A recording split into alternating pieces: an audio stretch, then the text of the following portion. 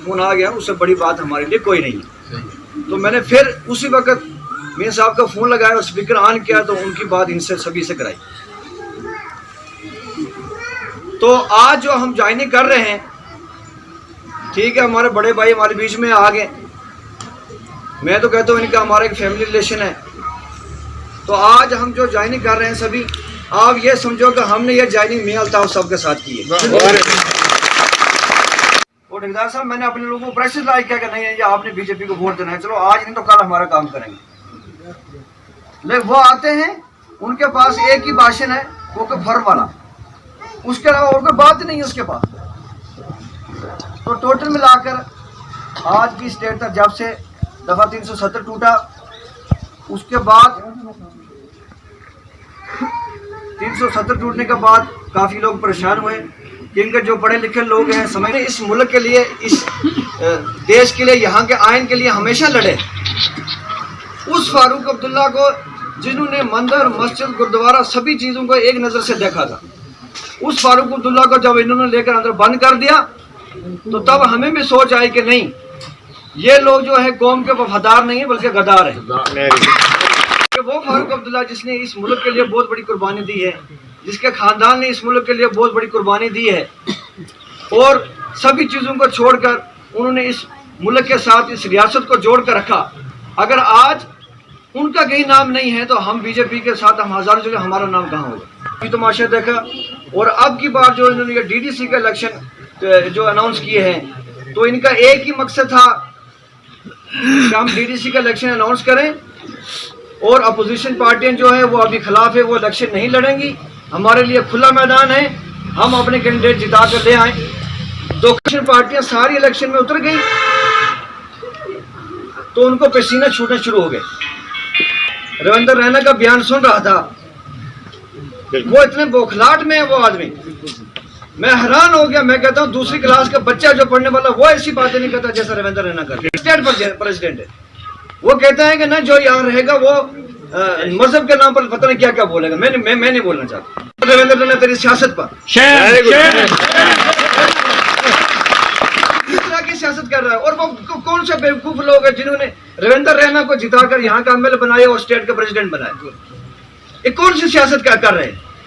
आज की पढ़ी लिखी दुनिया है, छोटे से छोटा बच्चा भी समझता है कि मेरे लिए अच्छाई क्या है और बुराई क्या है। पार्टी ने यहाँ की आवाम को बेवकूफ बनाकर रखा है कि जनाब इन्होंने इस रियासत का बेड़ा गर्क कर दिया। बात है, मेरे साथी बात कर रहे थे, यहाँ डाक खाना में है, वहाँ आकर पता नहीं बिहार का कोई लड़का आकर यहाँ नौकरी ले रहा है और यहाँ के नौजवानों को पता ही नहीं मान को लड़ाना है, और इनके अलावा कोई सियासत नहीं है।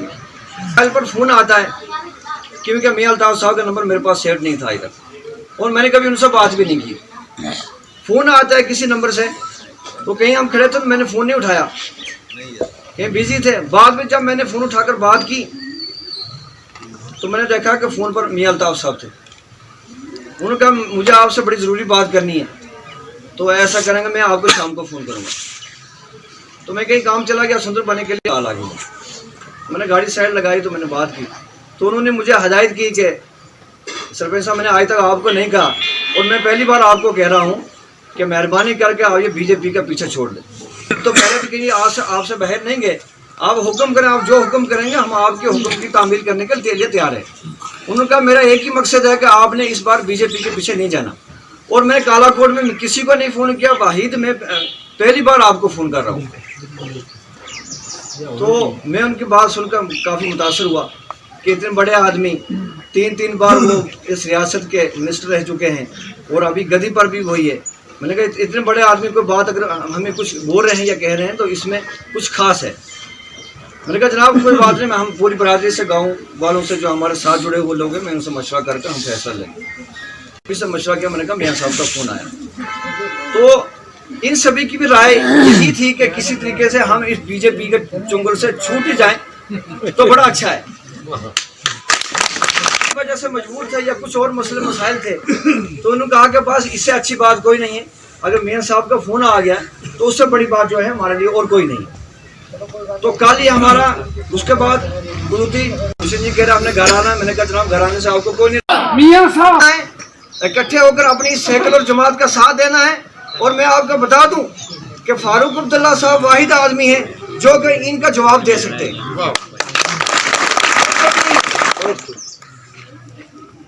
उनके अलावा हमें इस रियासत के अंदर ऐसा कोई लीडर नजर नहीं आता कि जो इनके बात का जो जवाब ना दे।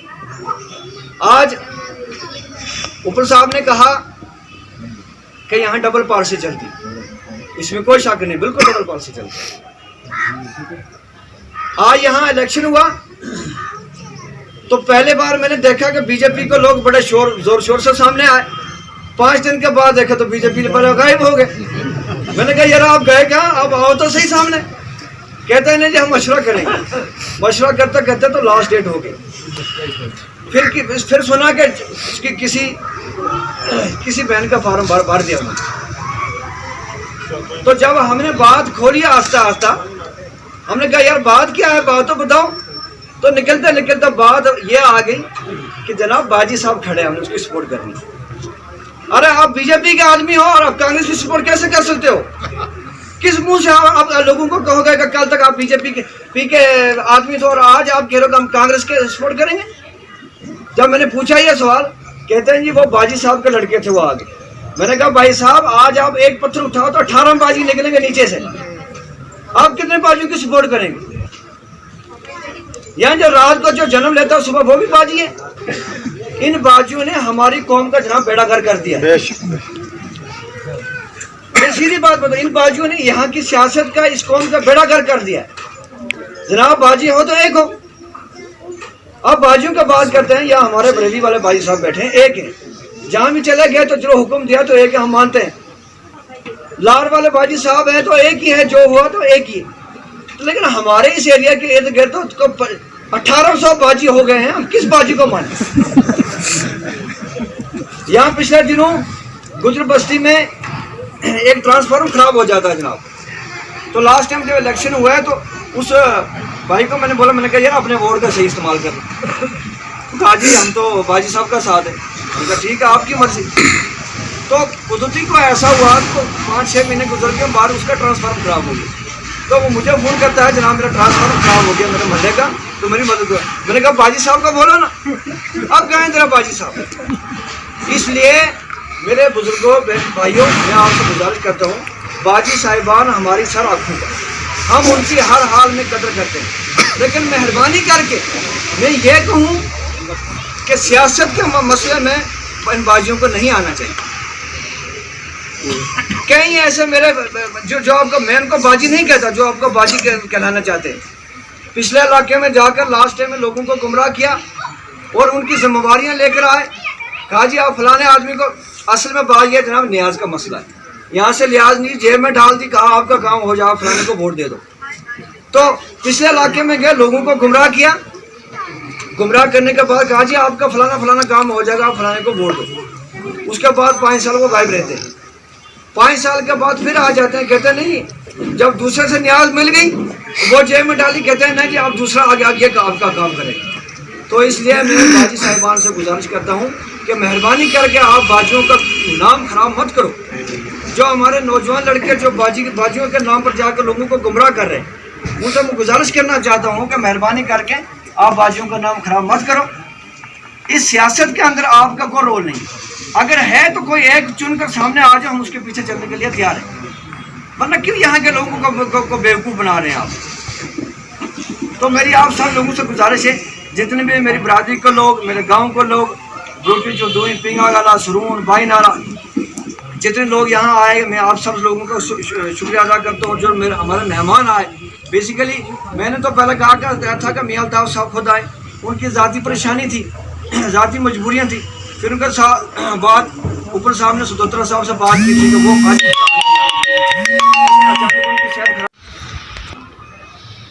डीडीसी के इलेक्शन जो आगे हैं, पहले हमारे पास सरपंचों के इलेक्शन आए, 1 साल के बाद डीडीसी चेयरमैन, 1 साल के बाद डीडीसी चेयरमैन के इलेक्शन होते जा रहे हैं। हमारी पार्टी नेशनल कॉन्फ्रेंस चुप बैठी थी, इनमें सोचा बीजेपी वालों ने कि हम अपने कैंडिडेट खड़े करेंगे और जिता देंगे। लेकिन जब हमारी पार्टी ने बीच में उतरने का फैसला किया तो उनकी माँ मर गई, खासकर बीजेपी वालों की माँ ही मर गई। अब वो डरे हुए बुखारे हैं। मुझे नहीं लगता कि स्टेट में 10 सीटें भी वो निकाल पाएंगे।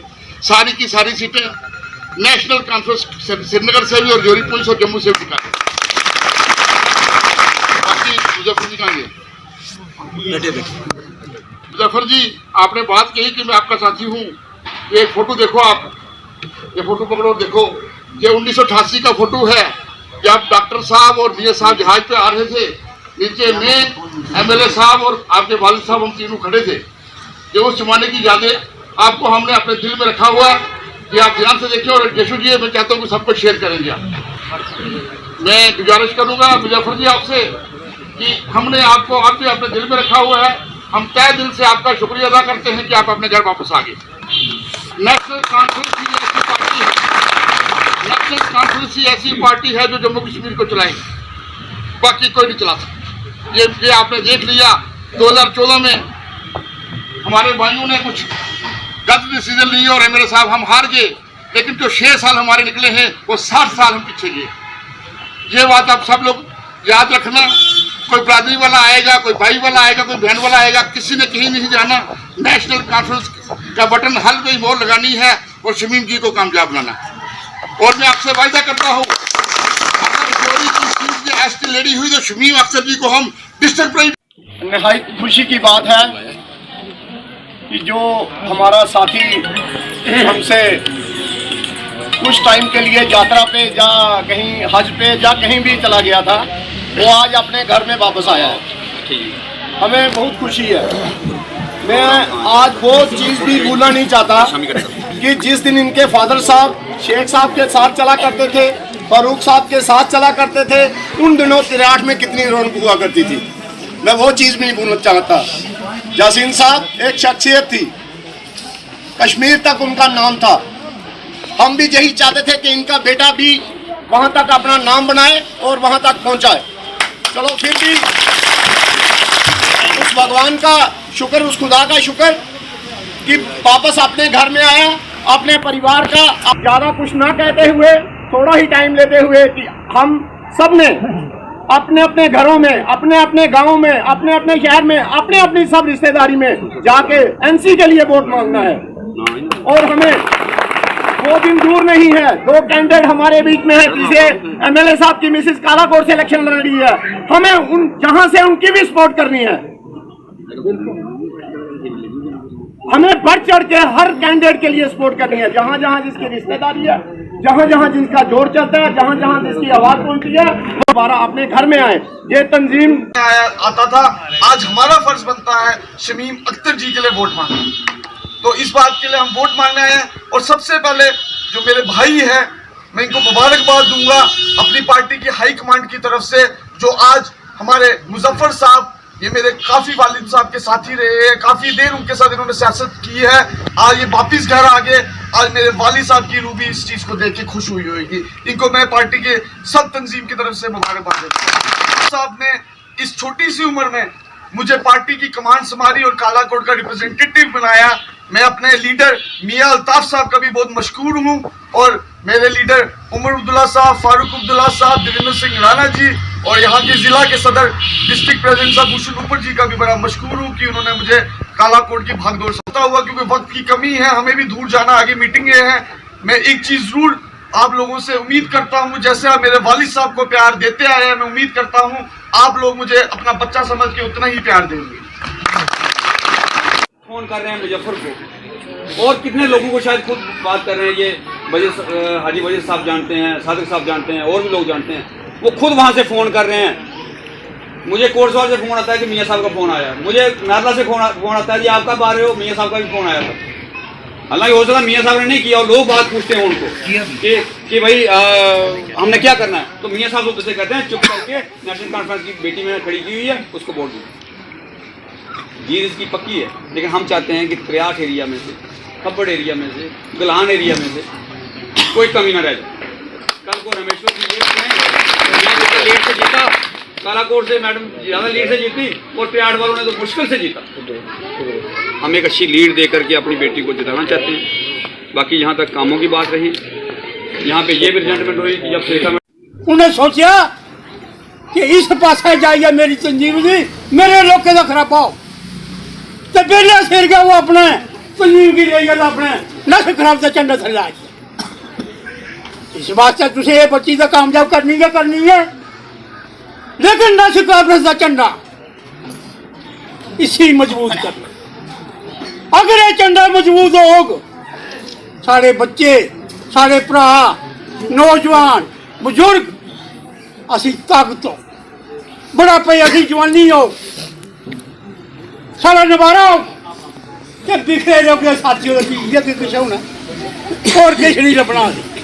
इस वास्ते निवेदन का निवेदन करना खरा है।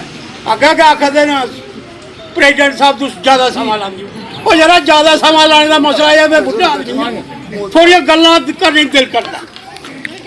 चलो हूँ इसी नाराज नहीं करना, भरा है भी निक्का।